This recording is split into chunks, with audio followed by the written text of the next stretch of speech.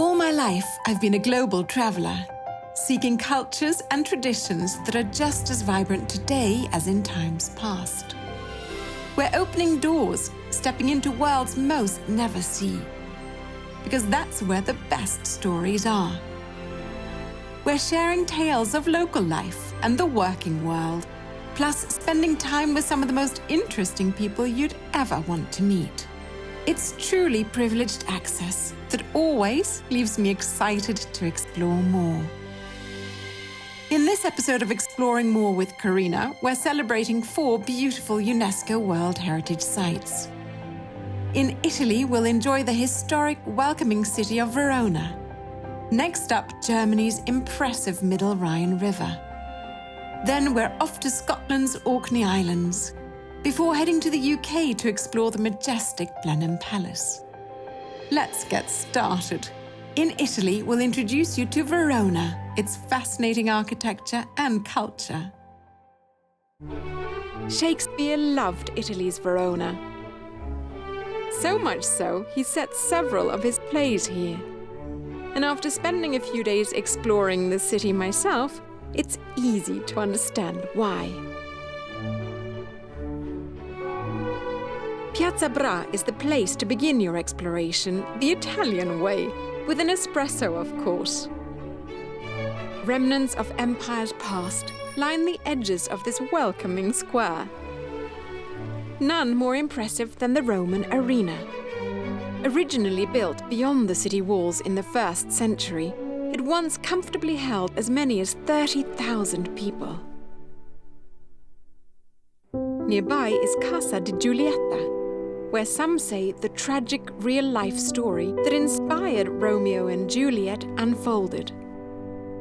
You'll find tranquility at Giardino Giusti, a sanctuary created from the rubble of a 16th century wool dyeing factory, where the roar of boiling cauldrons long ago gave way to birds and gentle breezes.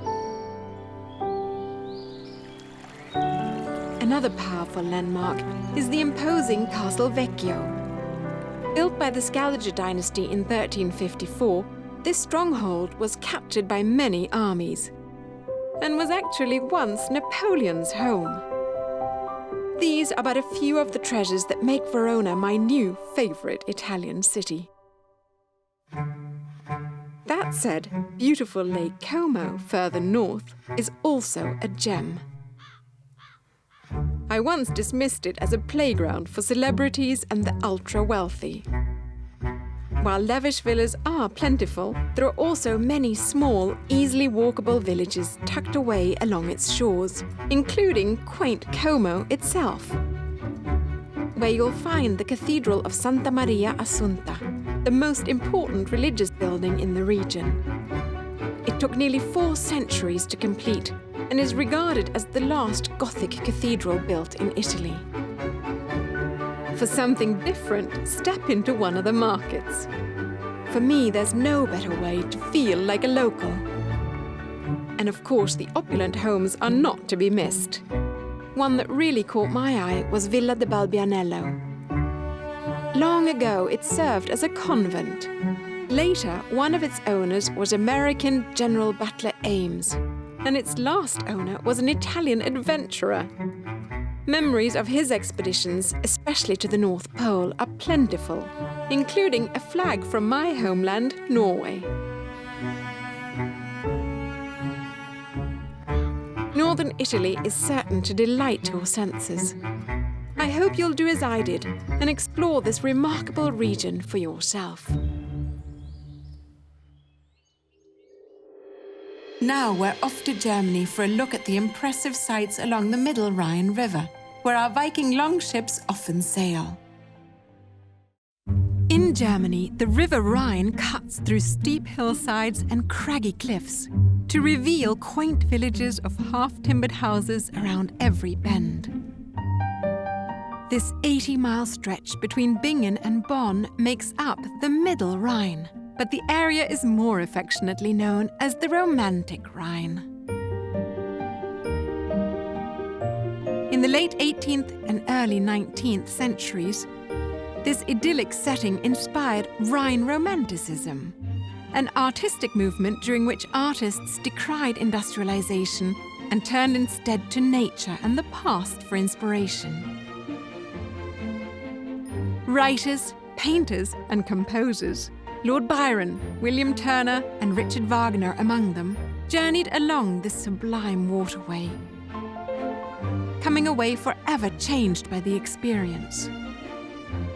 This historic river inspired such works as Wagner's The Ring Cycle, Heine's poem The Lorelei, and some of Turner's finest landscapes, the result of several voyages along the Rhine.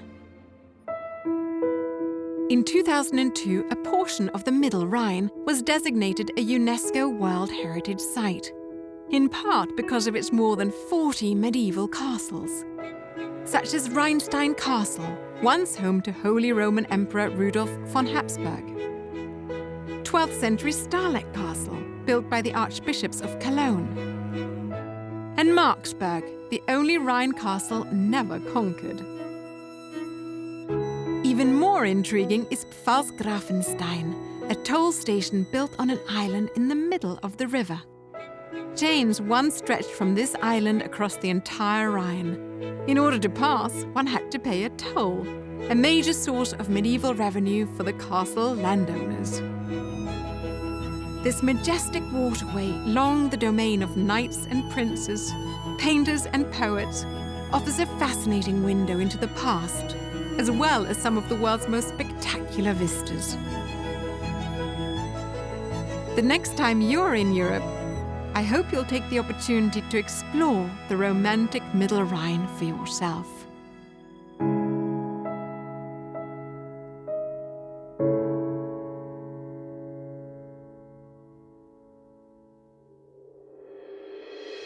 Now it's on to our next destination, Scotland's Orkney Islands, where some ruins date back 5,000 years. In the 8th century, Scotland's rugged Orkney Islands were coveted by the Vikings. The vast, fertile lands and easy access to Britain ultimately proved irresistible, and the archipelago fell under Norse control for nearly 600 years. While the Vikings have long since vanished, part of their culture remains, including language, like the name Orkney, shortened from the Viking original, Orkneyar. Perhaps the best-known area of the Orkneys is Scapa Flow, where the calm surface of this waterway belies its turbulent past. It was here at the end of World War I that more than 50 German warships were scuttled by their own sailors. Tragedy struck again in 1939, when the British warship Royal Oak was torpedoed and sunk. Today, only the block ships remain, silent witnesses to the tragedies that unfolded in these waters. One of the Orkney's more unusual sites is a tiny chapel built by Italian prisoners of war.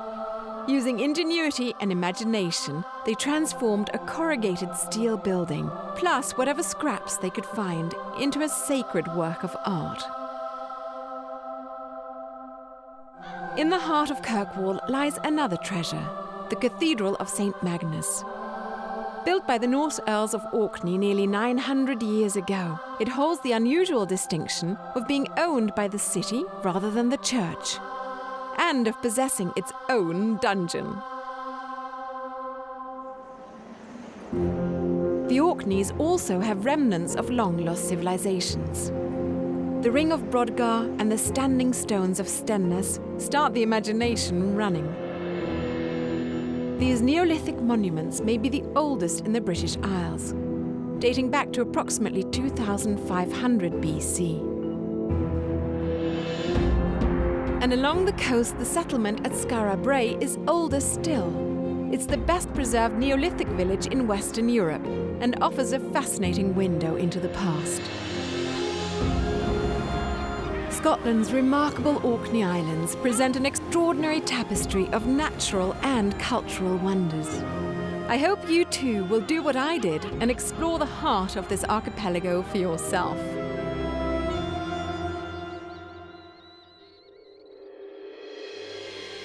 Our final stop takes us to the UK, where we'll share the grandeur of Blenheim Palace. Standing proud in the British countryside is Blenheim Palace.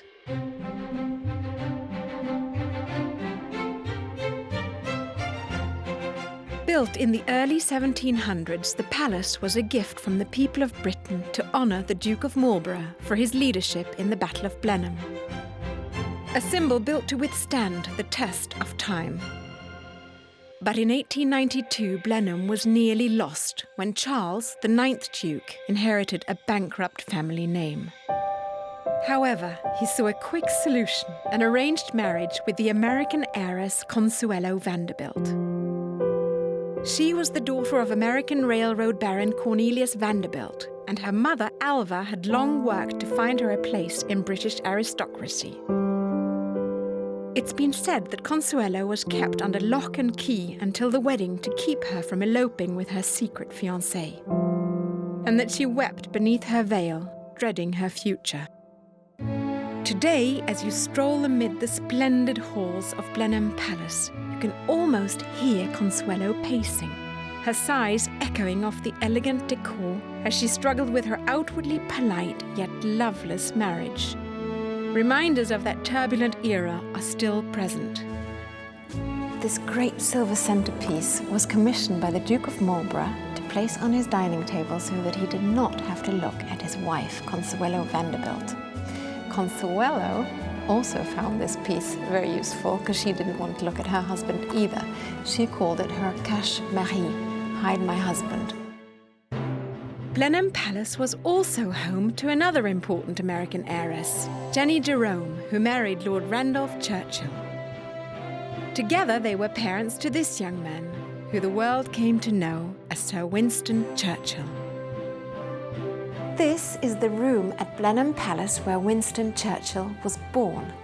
And over here, we have his baby vest, a tiny vest for a great man.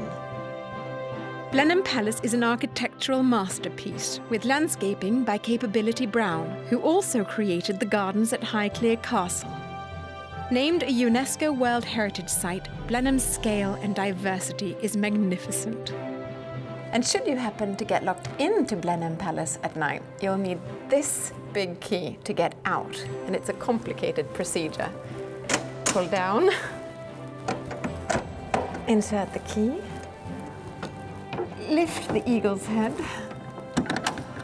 turn the key counterclockwise, which is counterintuitive, pull down the eagle's head, and open, sesame. That's it, we're out. Join us again here on Viking.TV as we open more doors around the world on our quest to explore the planet's most fascinating cultures and delightful traditions.